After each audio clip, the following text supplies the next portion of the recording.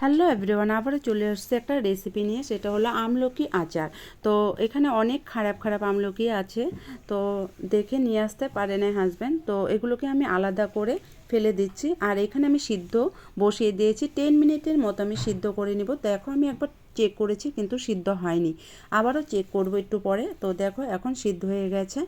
এখন আমি এই সিদ্ধ হওয়ার পরে জলটা আলাদা করে নিব, একটা গামলাতে আমি ঢেলে নিয়েছি। তো দেখো এইখানে আমি অল্প ঠান্ডা জল দিয়ে ধুয়ে নিলাম, আর তারপরে ঠান্ডা হওয়ার পরেই আমি এই আমলকিগুলোর থেকে বিচি আলাদা করে ফেলে দেব। ইচ্ছা করলে তোমরা বিচিটা রাখতে পারবে, কিন্তু আমি ফেলে দেবো যেহেতু এটা মিষ্টি আচার হবে গুড়ের। তো দেখো আমি চেকও করে নিয়েছি, ঠান্ডা হয়ে গেছে। এখন আমি হাত দিয়েই সব বিচিগুলো বের করে ফেলে দেব। তো দেখো আমলকি সব বিচি আমি বের করে ফেলে দিয়েছি। এইদিকে দেখো খুবই সুন্দর।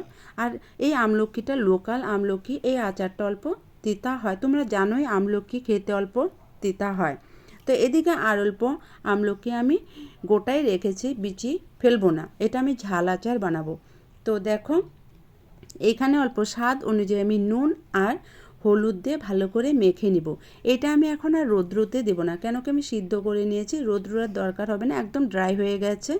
তো দেখো এইভাবে নুন আর হলুদ দিয়ে আমি মেখে নিলাম। আর এখন একটা আমি মশলা রেডি করে নিব। এদিকে আমি কিছুটা শুকনো লঙ্কা নিয়েছি, ভেজে নিব, অল্প ভালো করে ভেজে নিব মুচমুচে করে। তারপরে আমি এটা পাটাতে বেটে নিব। আর এইদিকে আচারের মশলা আমি ঘরেই রেডি করে রাখি, সব সময় ইচ্ছা হয় না বানাতে।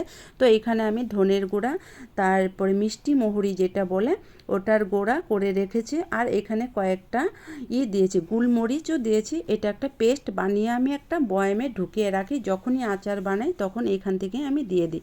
আর এদিকে নিয়েছি অল্প গুড়, তো আমি আচারটা বানাবো গুড় দিয়ে। তো গুড়গুলো আমি কড়াইতে দিয়ে দিয়েছি। গুড়টা এখন অল্প জল দিয়ে দিলাম। গুড়টা আমি একটা ভালো করে কাই করে নিব, যেমন নাড়ু টাড়ু বানায় তেমনই আমি একটা কাই করে নিব। তো দেখো প্রায় আমার কাই হয়ে গেছে। কাইটা হওয়ার পরে আমি আমলকিগুলোকে ছেড়ে দেব। তো আমলকি ছেড়েও দিলাম, তার মধ্যে আমি এখন মশলা দিয়ে দিব। এখন দেখো এখানে যে আচারে মশলাটা করেছিলাম, আবারও বললাম এখানে ধনে, পানমোহরি আর শুকনো লঙ্কা আর কয়েকটা গোলমরিচ গুঁড়ো করে আমি দিয়েছি। তো এটা হলো আমার আচারের মশলা। তো এখন আমি এটাকে কিছুক্ষণ ভেজে নিব। তো আমলকিটাকে ভালো করে ভেজে নিব, আর তাহলে আচারটা ভালো হবে আর গুড়টা গায়ে লেগে থাকবে, তো আলাদা আলাদা থাকবে না। তো দেখো আমার প্রায় এটা ভাজা হয়ে গেছে। তো খুবই সুন্দর হয়ে গেছে। চাইলে তোমরা এখানে লঙ্কার গুঁড়োও দিতে পারো, কিন্তু আমি লঙ্কার গুঁড়ো দেইনি। তো এমনি কালারটা সুন্দর আসছে, তার জন্য আমি দেইনি। আর এইদিকে বসিয়ে দিয়েছি আমি কড়াইতে অল্প তেল। তেলটা অপশনাল, তোমরা ইচ্ছা করলে দিতে পারো, নাও দিতে। তো দেখো আমি অল্প তেল দিয়ে দিলাম। তেলটা দিলে কি আচারের মধ্যে একটু সরষা তেলের গন্ধ থাকলে আর কি ভালো লাগে, খেতেও টেস্টি হয়।